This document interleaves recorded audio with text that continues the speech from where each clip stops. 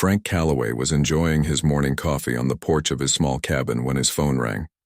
6 months into retirement, he had grown used to quiet mornings watching the sun rise over the mountains. He checked the screen and saw a number he hadn't seen in years. "Calloway," he answered, his voice still carrying the crispness of his military days. "Major, we need you in Washington. Now."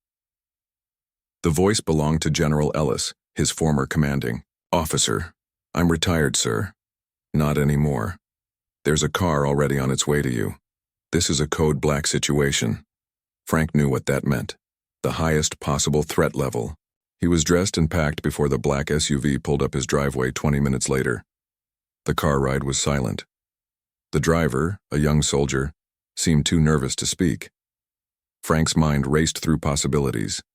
Terrorist attack, war declaration, maybe a nuclear crisis. Nothing prepared him for what he saw when he walked into the Pentagon's crisis room 5 hours later. On the main screen was a live video feed of Earth from space, and behind the planet, a fleet of massive ships unlike anything humans had ever built. "They arrived 6 hours ago," General Ellis said, walking up to Frank. "They're calling themselves the Krajan, and they want Earth to surrender." Frank studied the ships. The largest was shaped like a curved blade, easily the size of Manhattan. Smaller vessels surrounded it like a swarm of insects around their queen. "Why am I here?" Frank asked. The Secretary of Defense stepped forward. "They've asked for a human representative to come aboard their mothership to discuss surrender terms. The President, in consultation with other world leaders, has chosen you." Frank raised an eyebrow. "Me? I'm a retired Special Forces operator, not a diplomat." "You're more than that," Ellis said. 20 years of special ops, 5 languages, advanced, training in negotiation tactics, combat experience on 6 continents, and most importantly, you've spent years studying how different cultures think during conflict. We need someone who can read these aliens, someone who can think on their feet. Frank looked back at the screen. "When do I leave?" 1 hour. They've sent down a transport vessel." A young woman approached carrying a tablet.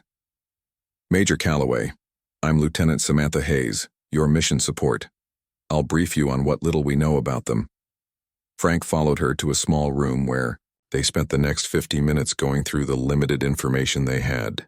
The aliens had broadcast in perfect English, demanding Earth's surrender. They claimed to have studied humans for decades. Their technology was clearly advanced. They had disabled several military satellites without effort. Their general calls, "Himself Rex," Hayes explained. "He seems to be in charge of the entire fleet." "Has anyone refused them yet?" Frank asked. "China attempted to launch missiles at one of their smaller ships. The missiles never reached their target, just disappeared mid-flight." Soon, Frank found himself in an open field, surrounded by military personnel. A small alien craft descended, hovering just above the ground. A door opened, revealing a ramp. "Remember, Major," Hayes said beside him, "your only job is to gather information. Don't agree to anything." Frank nodded and walked toward the craft. Inside, he found 2 tall reptilian figures waiting. They stood, on 2 legs, but their skin was covered in scales that shifted color slightly as they moved. They were at least 7 feet tall, with powerful builds. "You will follow," one said in perfect English, though its mouth didn't move in sync with the words. Frank guessed some kind of translation device. The trip to the mothership took less than 10 minutes. Frank was led through curved hallways with strange lighting that seemed to come from the walls themselves. The air was warmer and more humid than Earth normal. Finally, they reached what appeared to be a command center. And there, sitting on a raised platform, was the largest of the aliens Frank had seen yet. "I am General Vrex of the Krajan Empire," the creature said, standing to its full height of nearly 8 feet. Its scales were darker than the others with red highlights that seemed to pulse. "And you are the chosen representative of Earth." "Major Frank Calloway," Frank replied calmly, studying the alien. Its body language was different from humans, but Frank could recognize the universal signs of confidence, the open posture, the direct gaze, the controlled movements. Your planet has been selected for integration into our empire, Vrex said. You should feel honored. We only choose worlds with resources or species worth harvesting. Frank kept his face neutral. And what exactly does integration involve? Vrex made a sound that might have been a laugh. Your people will serve the empire. Your resources will fuel our ships. Your land will house our bases. Some of your kind will be taken to other worlds where their skills are needed. So we become slaves, Frank said flatly. You become useful, Vrex corrected. Your species is physically weak, but you show some intelligence. You will serve a purpose in our empire. Frank noticed how the alien looked down at him, not just physically, but with clear disdain. Vrex saw humans as inferior creatures barely worth addressing directly. And if we refuse? Frank asked. Vrex made a dismissive gesture with a clawed hand. Then we take what we want anyway, but with more destruction. We have done this 12 times before, human. Resistance never succeeds. Frank took in every detail of his surroundings. The other aliens in the room, the technology, the weapons they carried. He was already forming a mental map. I will need to report back to my leaders, Frank said. No, Vrex replied. You will remain here while we prepare for the first phase of occupation. Your leaders have one Earth rotation to broadcast their surrender. You will help us understand the best approach to minimize damage to valuable infrastructure. Frank realized this had never been a negotiation. He was effectively a prisoner now. You will be taken to quarters where you can rest, Vrex continued. One of our scientists, Nexari, will speak with you to learn more about human needs. As Frank was led away by guards, he caught Vrex saying to another alien, Such a fragile species. This will be among our easiest conquests. Frank's quarters were clearly a cell, despite the alien furnishings. A single room with a sleeping platform, a strange fixture that might be a bathroom, and a transparent wall that surely was stronger than it looked. The door sealed behind him with a soft hiss. Frank sat on the edge of the sleeping platform and closed his eyes. He began to do what he had been trained to do: observe, analyze, plan. The aliens had made one critical mistake already. They had chosen him, thinking he was just another weak human. They didn't know that they had just brought aboard the one person who specialized in turning enemies' assumptions against them. Frank Calloway had spent his entire career being underestimated, and it had always been his opponent's downfall. Frank spent the first 6 hours in his cell doing nothing but sitting on the edge of the sleeping platform. To anyone watching, he might have appeared defeated or in shock. In reality, he was carefully counting the guard rotations, studying the airflow patterns, and listening to the subtle vibrations of the ship. By the time the door hissed open, Frank had already mapped out 3 potential escape routes. The alien that entered was smaller than the guards, with lighter colored scales that had a bluish tint. It carried what looked like a tablet device. I am Nexari, it said. I am to learn about human needs for your stay. Frank looked up with an expression he had perfected over years of captivity training, a mix of confusion and fear that revealed nothing of his true thoughts. How long will I be kept here? He asked, making his voice slightly unsteady. Until General Vrex has completed the first phase of planetary integration, Nexari replied. I am to ensure you remain healthy during this time. Frank noticed that Nexari's speech patterns were different from Vrex's. Less commanding, more curious. He decided to test something. Your people have conquered other worlds? Frank asked, letting his curiosity seem genuine. Nexari's head tilted slightly. 12 successful integrations. The Krajan Empire spans 37 star systems now. That's impressive, Frank said, allowing a hint of awe to enter his voice. How do you maintain control over so many different species? The alien seemed pleased by his interest. Each species serves according to their abilities. Some are workers, some are researchers. All serve the greater glory of the Empire. Over the next 2 hours, Frank carefully led the conversation, appearing to simply make small talk while actually gathering critical information about the ship, the crew, and Krajan society. He learned that the mothership carried over 3,000 Krajan warriors and support staff. He learned that they relied heavily on automation, with many systems running without direct supervision. Most importantly, he learned that Nexari was a low-ranked scientist, eager for recognition from superiors. "The other species you've encountered," Frank asked casually, "were any of them similar to humans?" "The Trillions shared some biological characteristics," Nexari replied, making notes on the tablet. "But none had your exact physical limitations." "Limitations?" Frank prompted. "Your muscle density, reaction time, skeletal fragility," Nexari said matter-of-factly. "General Vrek says humans will be useful for detail work and problem-solving tasks that don't require physical strength." Frank kept his face neutral, though inside he was smiling. The aliens had completely misunderstood human physiology, likely comparing it to their own superior strength without accounting for other factors. "And your security systems?" Frank asked, gesturing vaguely at the door. "They're designed to hold all these different species?" "Most integrated species lack the will to resist after demonstration of our power," Nexari said with what Frank interpreted as pride. "But yes, containment protocols are standardized across the fleet. Standardized security meant predictable weaknesses." Meanwhile, back on Earth, Lieutenant Hayes was coordinating with NASA and military intelligence to analyze every piece of data they could gather about the alien fleet. The aliens had disabled most military satellites, but civilian telescopes and ground-based tracking systems were still functioning.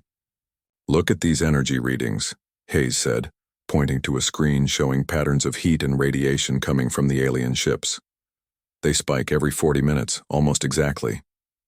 "Some kind of shield cycling?" suggested a NASA scientist. "That's my guess," Hayes replied.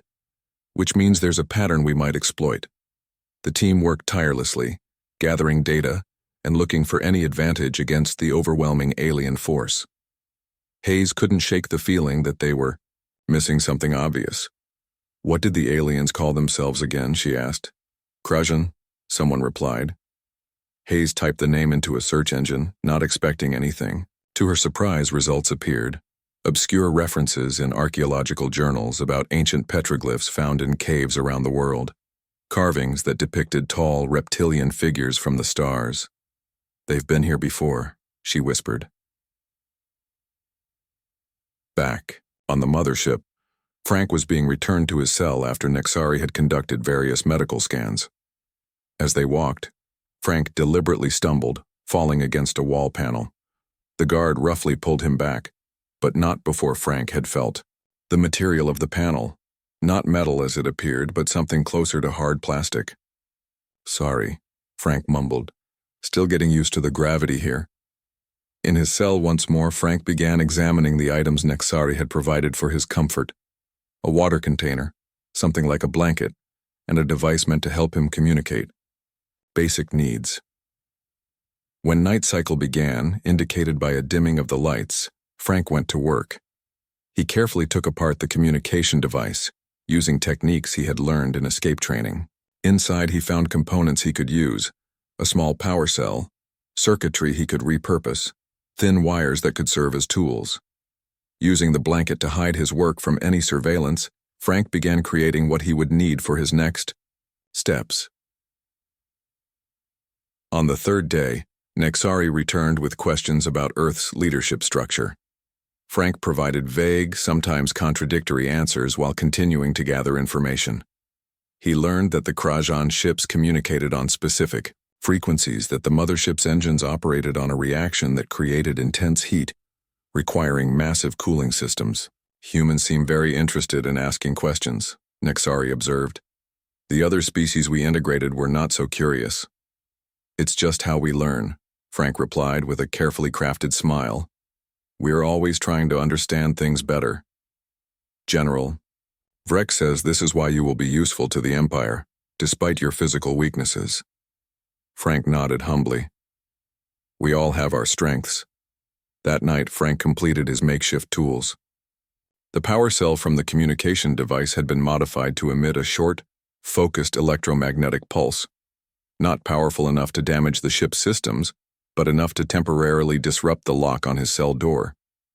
He knew he would only get one chance. The moment he escaped his cell, the entire ship would be on alert. He needed more intelligence first, about the ship's layout, about Earth's response, about Vrex's invasion timeline. During his next session with Nexari, Frank steered the conversation toward the ship itself. "This vessel is amazing. How do you find your way around something so large?" Nexari, flattered by Frank's apparent admiration, explained the basic layout. Command levels at the top, engine and power systems at the bottom, with crew quarters, research facilities, and detention areas in between. "And the other humans, who will be brought aboard?" Frank asked casually. "Where will they be kept?" "The integration process has been accelerated," Nexari replied. "General Vrex was not satisfied with your world leader's response. The first transport ships will deploy to your planet tomorrow." Frank felt his heart rate increase but kept his expression neutral. Time was running out. Earth was about to face an invasion, and he was the only human with inside knowledge of the Krejan fleet. Tonight, he decided. Tonight he would make his move. Frank waited until the ship's systems indicated deep night cycle. The lights in his cell had dimmed to their lowest setting, and the humming of the ventilation system had changed to a slower rhythm. He had noticed this pattern over the past 3 nights.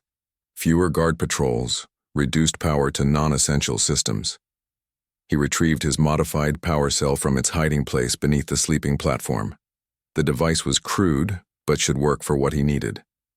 Frank moved to the door, panel, and carefully attached the power cell to what he had identified as the locking mechanism. He took a deep breath and activated it.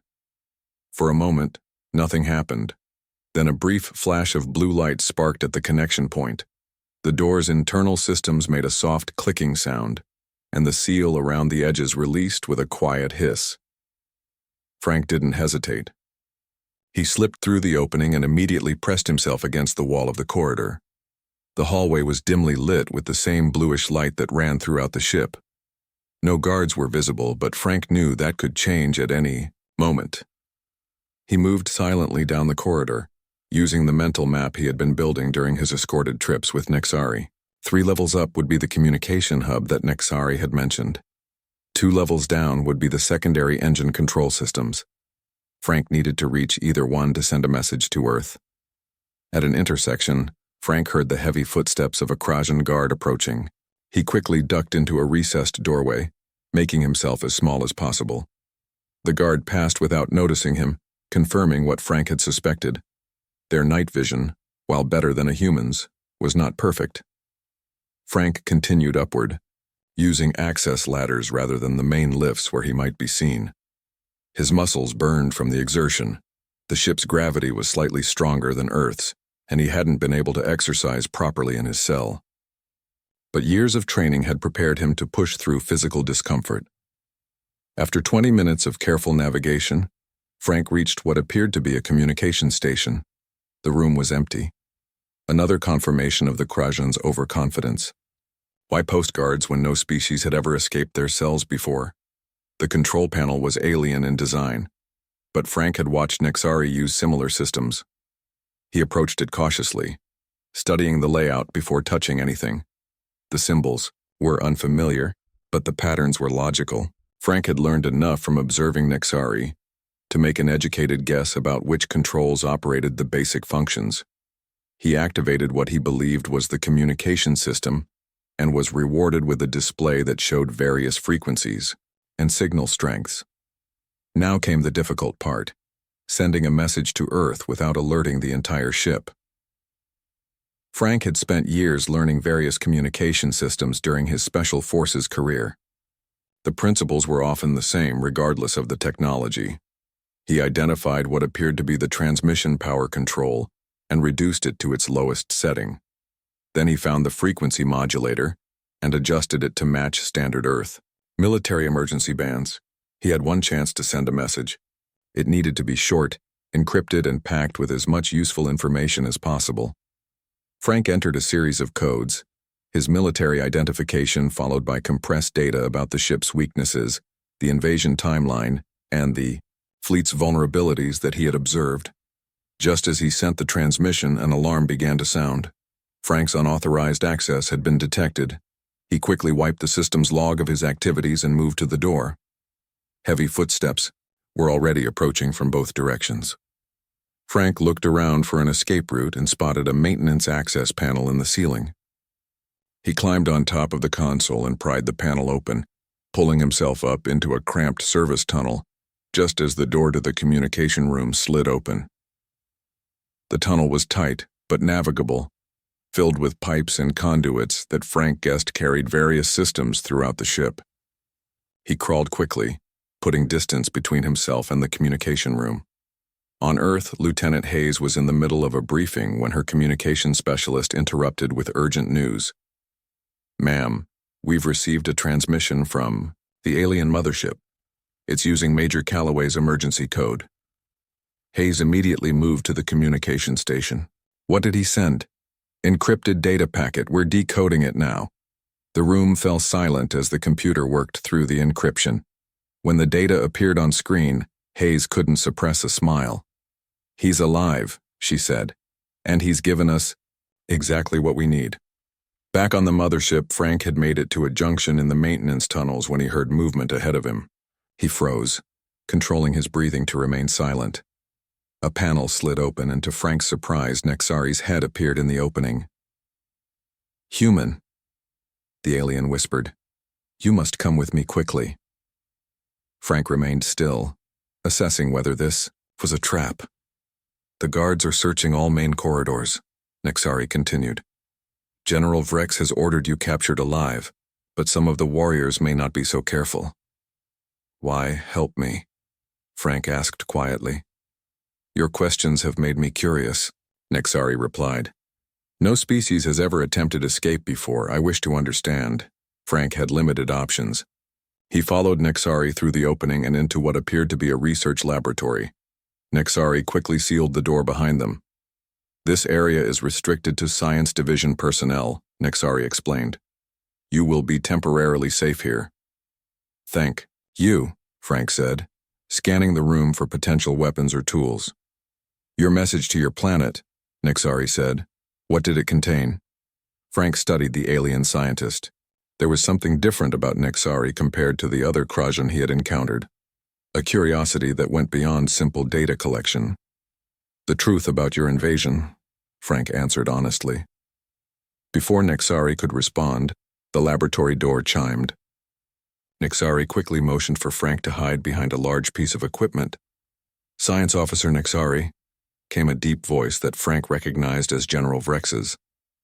"Have you seen the human?" "No, General," Nexari replied.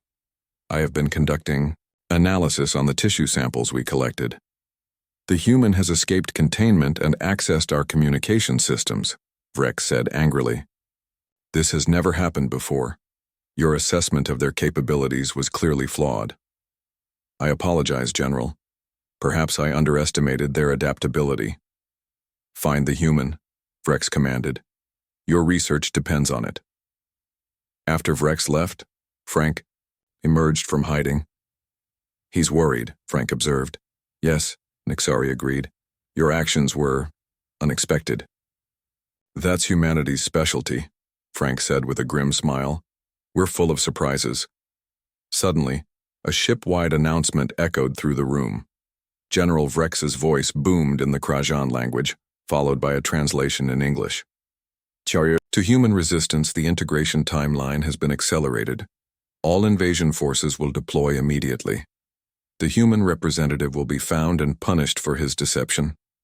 Frank looked at Nexari. "I need to get back to Earth." "Impossible," Nexari replied. "All transport vessels are being prepared for the invasion." "Then I need to stop Vrex," Frank said firmly. Nexari tilted its head curiously. "One human against the General? Against our entire fleet? Your species truly is irrational." "No," Frank corrected, "just determined. Now, are you going to help me, or turn me in?" Nexari was silent for a long moment. "I will help you," the alien finally said, "for science." On Earth, Lieutenant Hayes stood in the war room as military leaders from around the world joined an emergency video conference. The data Frank had sent was projected on the main screen. "These are the weak points in the Krajan shield technology," Hayes explained, pointing to a diagram. "Major Calloway identified a 40-second cycle when their shields recalibrate. During that window, their ships are vulnerable. Can we exploit this? Asked the American general. Yes, Hayes replied. But we'll need to coordinate our attacks. Perfectly. And we'll need to hit multiple ships simultaneously to prevent them from adapting. The Chinese military representative leaned forward. Our satellite data confirms these shield patterns. We believe Major Calloway's information is accurate. There's more, Hayes continued. The Krajan have never faced serious resistance. Their security systems are designed for species that surrendered quickly. They're overconfident and unprepared for human determination. As the military leaders discussed strategy, news came in that Krajan transport ships had begun descending toward major cities. The invasion had begun. Aboard the mothership, Frank followed Nexari through a series of restricted corridors. The alien scientist had provided him with a lab coat from the science division, which partially disguised his human appearance from a distance. Where are we going? Frank asked quietly. Secondary control room, Nexari replied. I can access fleet communication systems from there. They turned a corner and nearly collided with two Krajan guards. Frank kept his head down, but the guards immediately recognized him as human. Stop, one shouted, reaching for a weapon. Frank reacted with the speed that had made him a top special forces operative. He stepped inside the guard's reach, grabbed the alien's arm, and used the Krajan's own momentum to slam it into the wall. The second guard fired a weapon, but Frank had already moved. The energy blast hit the wall where he had been standing a split second before. Frank closed the distance and struck the second guard with precise blows to what he had identified as vulnerable points in Krajan anatomy. The guard stumbled backward, surprised by the human's unexpected strength and speed. Nexari watched in shock as Frank quickly disabled both guards without killing them. Your physical capabilities exceed our data, the alien scientist observed. Like I said, Frank replied, picking up one of the guard's weapons. Humans are full of surprises. They continued to the secondary control room. Nexari used access codes to enter, and they found the small room empty. The invasion has begun, Nexari said, checking the monitors. Transport ships have launched. General Vrex is directing the attack. From the main command center, Frank studied the control panels. Can you open a channel to Earth from here? Yes, but all communications are monitored. That's what I'm counting on, Frank said. I want Vrex to hear this. On Earth, the first alien ships had reached major cities. But instead of the easy victory the Krajan expected, they found organized resistance. Military forces, equipped with Frank's intelligence about Krajan weaknesses, had prepared specific countermeasures. In New York, fighter jets waited for the precise moment when the alien shields cycled, then launched targeted strikes. 2 transport ships fell from the sky before they could land troops. In Beijing, electromagnetic pulse weapons disrupted the Krajan communication systems, causing confusion among their forces. In London, special forces teams with armor-piercing weapons ambushed Krajan soldiers as they emerged from their ships. Lieutenant Hayes led a specialized team with a different mission. Using a captured alien shuttle from a previous encounter, they approached one of the smaller Krajan vessels during a shield cycle. Their goal was to board the ship and access its systems from the inside. Remember, Hayes told her team as they prepared to dock, these aliens underestimate humans. Use that to our advantage. Back on the mothership, Frank broadcast his message to both Earth and the Krajan fleet. This is Major Frank Calloway to all Earth forces and to General Vrex of the Krajan. Your invasion is failing, General. Humans are not like the other species you've conquered. We don't surrender when faced with superior technology or strength. In the main command center, Vrex roared in anger as Frank's face appeared on the main screen. Find him. Shut down that transmission, Frank continued. To the other species serving on Krajan ships, the humans will help you gain your freedom. If you help us now, the Krajan are not invincible. Nexari worked quickly at another console using Frank's distraction to hack into the ship's internal systems. I've locked the doors to the control room, the alien scientist reported. But they will override it soon? Frank nodded and continued his broadcast. General Vrex made one critical mistake. He chose me as Earth's representative because he thought humans were weak and would surrender easily. He was wrong. On ships throughout the fleet, members of previously conquered species heard Frank's message. Years of resentment toward their Krajan masters bubbled to the surface. In engine rooms, weapons bays, and control centers, small acts of resistance began to spread. Vrex smashed his fist against a control panel. Launch all fighters, destroy their military bases, show no mercy. But reports were already coming in of unexpected resistance, of Earth forces that somehow knew exactly when to strike, of ships that were suddenly experiencing system failures. General, a subordinate reported, we are detecting unauthorized access attempts throughout the fleet. Multiple systems are being compromised. The human? Vrex asked in disbelief. No, General. The access points are internal, other crew members. Vrex's scales darkened with rage. Lock down all systems. Restrict access to Krajan command staff only. In the secondary control room, Frank and Nexari heard the ship-wide alert, announcing a security lockdown. Your message has had an effect, Nexari said, showing Frank a display of system reports from across the fleet. But Vrex still controls the main weapon systems. Then we need to get to the main command center. Frank replied. Impossible, it will be heavily guarded. Frank checked the alien weapon he had taken from the guard. Nothing's impossible for humans when we're fighting for our home. The door to the control room shuddered as something heavy slammed against it from the outside. The Krajan were trying to break through. Is there another way out? Frank asked. Nexari pointed to a maintenance hatch. This leads to the central power distribution system. We could reach the upper levels from there. As they escaped through the hatch, the main door burst open behind them. Frank fired several shots at the pursuing guards, forcing them to take cover. Meanwhile, Lieutenant Hayes and her team had successfully boarded one of the Krajan ships. They moved quickly through the corridors, encountering less resistance than expected. Some of the alien crew are actually helping us, one team member reported in surprise. They're showing us access routes and security bypass codes. Hayes nodded. Calloway's message is working. Keep moving toward the bridge. On Earth, reports came in from around the world. The Krajan invasion was meeting fierce resistance everywhere. Their expected easy victory had turned into a chaotic battle against a species that refused to give up.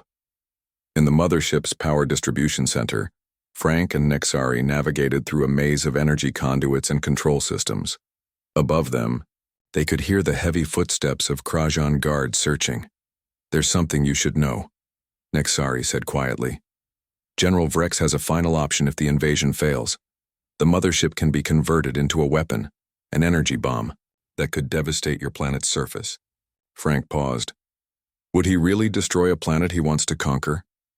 If he cannot have it, he would not allow any other species to have it either, Nexari replied.